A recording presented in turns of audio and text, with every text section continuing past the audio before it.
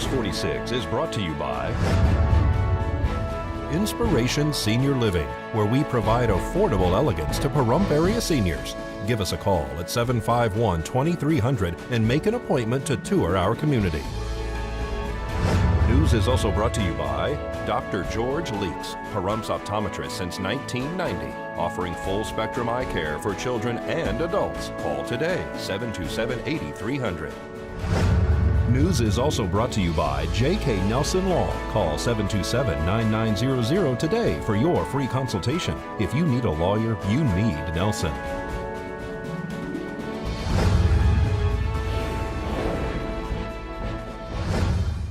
Tonight on News 46, nuclear waste funding for Yucca Mountain is not approved. Charges are released on an arrested suspect, and a local business fills the air with colorful smoke. News 46 starts now. You're watching KPVM News 46 with Deanna O'Donnell.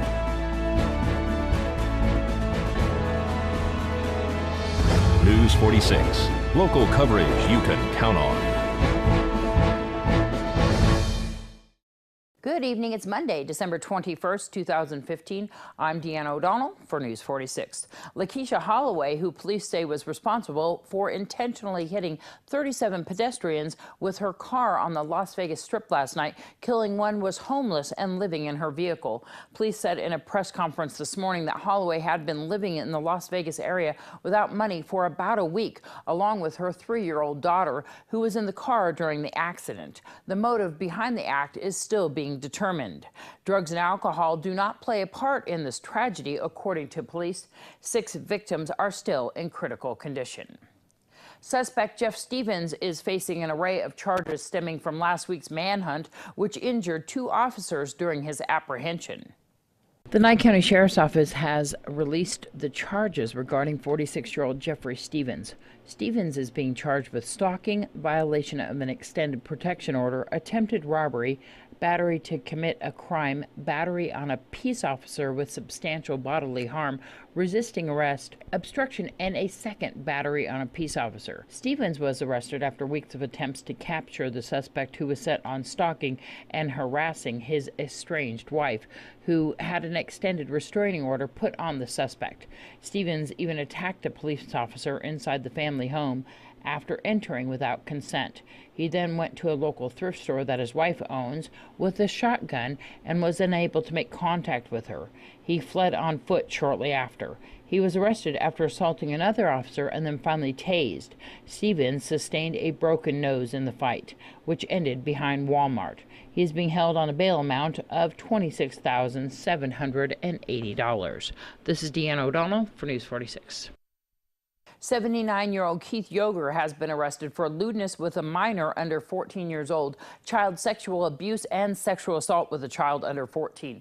According to the report, the Nye County Sheriff's Office deputies were dispatched to a residence in the 1500 block of Tip Top Trail in reference to a report of a child molestation. During the course of the investigation, deputies were told that Yoger, who is 79 years old, had sexually molested a 5-year-old child. When questioned, Yoger admitted to the allegations, according to police.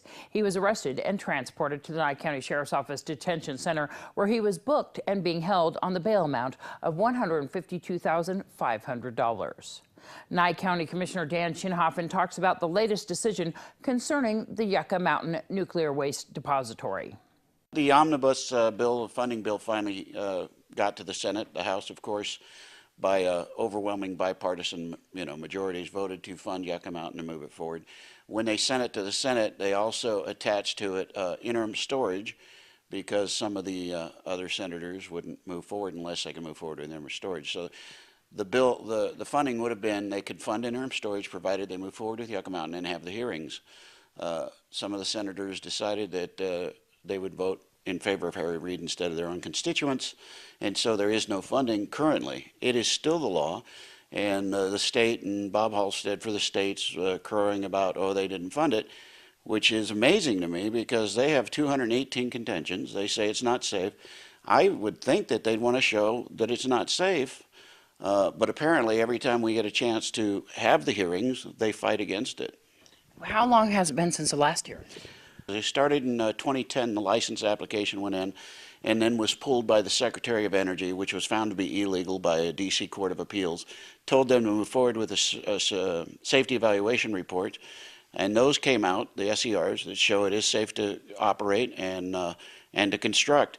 So now, according to the Nuclear Waste Policy Act, they have to have hearings in front of the NRC, the actual real scientists who know about nuclear safety, and that's where it stopped at. I'm really surprised that they would spend, the state is spending over $5 million every year to fight this, instead of just let's have the hearings, show it's not safe, and move on. Or if it is found to be safe, who would say no to a $90 billion public works project? Where is this nuclear waste being stored right now? Like San Onofre by the ocean. They're by rivers, lakes.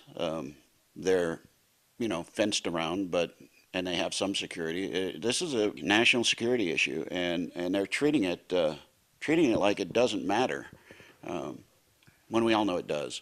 Is there a way to separate the interim storage and the bill itself, or is that a good idea to have them together? Yeah, it's a good idea to have them together, because if they just funded interim storage, then they would just kick the repository down the road. It'd be another 40 years before they get a determination on it. So they need to be tied together, and the hearings need to be found on to be moved forward on Yucca Mountain. Where are you guys going to go from here? Well, we have lots of options. There are other paths to move forward on, of course, until we get a new president who believes in the rule of law and will follow the law. Then I don't think we're going to really get anything moving forward on it. But again, Nye County and 8 other counties have all said we want to hear the science. That's all we're asking for. We're not saying give it to us no matter what. We're not turning any blind eyes. We want it fully vetted, and the hearings need to happen. They need to be funded. When News 46 returns, we'll have your Desert View Hospital health tip.